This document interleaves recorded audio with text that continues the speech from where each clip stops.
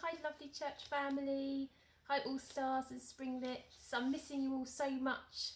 I can't believe I can't see you all. So I thought I would do a little Bible story with our playable people that we do most weeks. So those of you who are not in the kids' work, at the moment we are looking at Jesus' friends, and we're just coming on to a series about meeting some of the followers of Jesus after he had died, rose again and gone back to heaven to be with God. And today we're going to be learning about a man called Saul. This is going to be Saul, this little man here. And another person in the story is going to be a man called Ananias. Get that right? Ananias. And then we've got a couple of soldiers as well. These are going to be our soldiers for our story. Okay, so get yourselves comfy and we'll start our story. So Saul, he was a bit of a mean man. He had heard all about Jesus and how he had died and come back to life and gone back into heaven, and he didn't believe any of it. He thought all the new friends of Jesus were lying, and he wanted to go into all the cities and tell people that the Christians weren't telling the truth, and he was very mean to the Christians. So this story is about when Saul is walking along a road on the way to a village or a city called Damascus. So our story is going to start on this road. So one day Saul was walking along the road on the way to Damascus. He was walking with some of his soldiers and they were on their way to Damascus. As they were walking along the road, suddenly, the soldiers didn't fall down. We're going to sit them down because or else they will fall.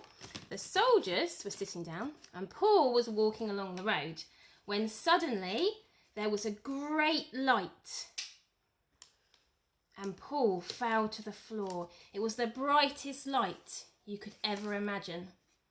And Paul fell to the floor. Then there was a voice that came from the light and it said, "Saul, Saul, why are you so mean to me?"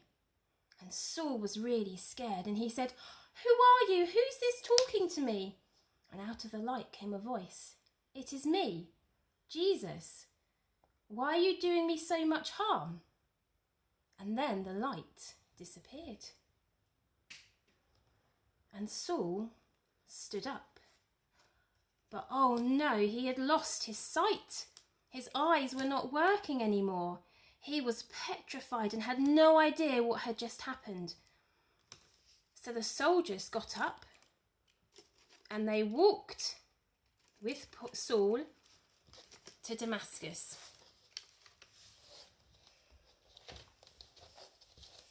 And they settled Paul in a house. And Paul lay down in a bed.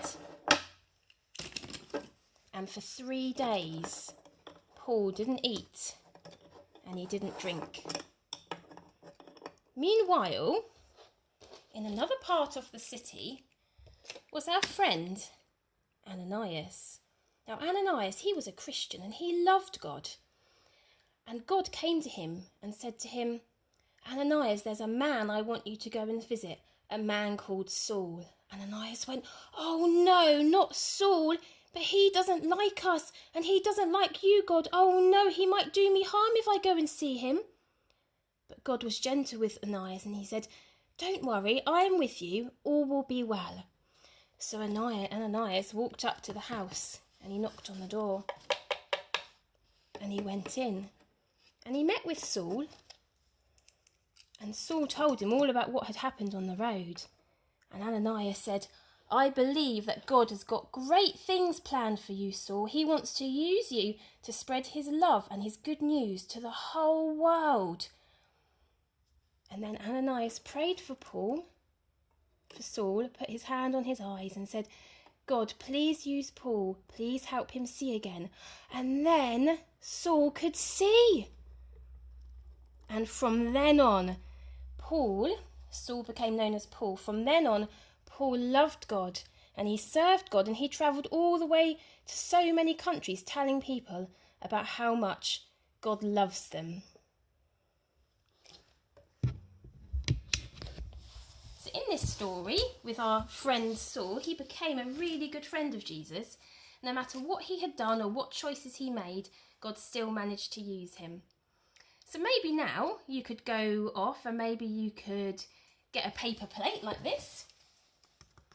Or you could cut out a circle from a cereal box.